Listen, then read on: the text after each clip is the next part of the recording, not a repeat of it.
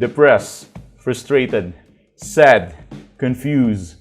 You want answer. Let's talk.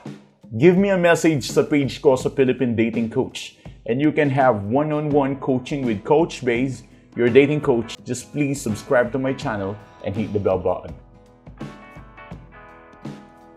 Okay guys, good evening. It's me, Coach Baze. Natural, alam nyo naman ang pangalan ko. Ewan ko nga kung anong topic pa yung itatopic ko, kung lahat na yata ng topic dito na pag-usapan natin. Meron pa bang bagong topic liban sa self-development?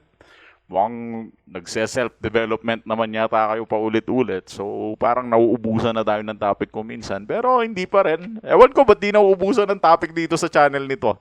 Siguro dahil maraming mga bago. At hindi lahat ng nanonood sa channel ko ay sumusubaybay ng forever.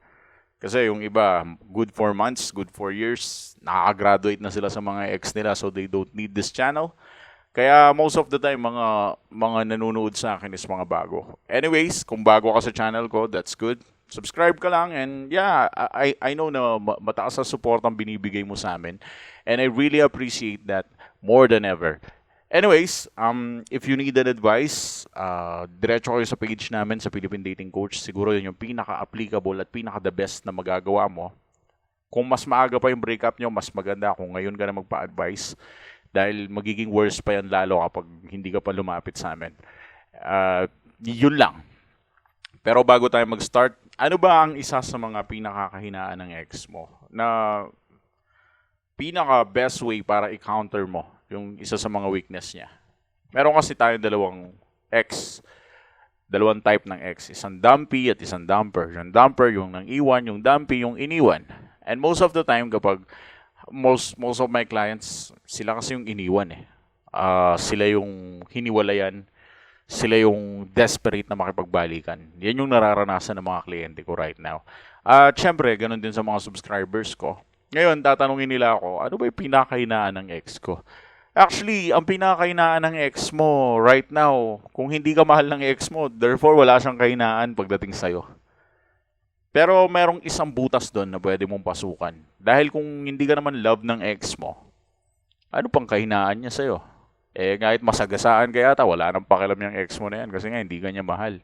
Nade-determine ng ex mo yung paki niya sa'yo, depende sa love na binibigay mo. So, kung mahal mo pa siya, yun, may paki pa siya sa'yo. At yun yung magiging weakness niya.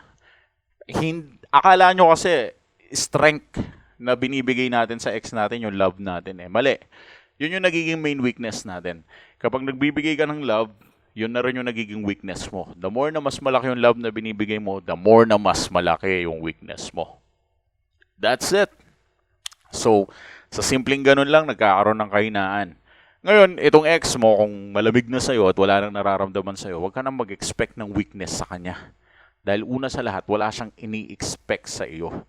Ngayon, kung sakaling hindi ka na niya mahal at dry na siya sa'yo at sabihin na natin malamig na siya na para siyang malamig na bangkay, therefore, wala na siyang weakness pagdating sa'yo, ano nga ba ang pinakamagandang counter kapag ganun na ang situation? I think walang ibang counter dito kundi move on. Mga hunghang. That's it. Move on, mga hunghang. Anong gagawin nyo dyan? Ano kayo, maghihintay kayo ng bayabas mula sa langit? O ano ba yung ex nyo? Gold?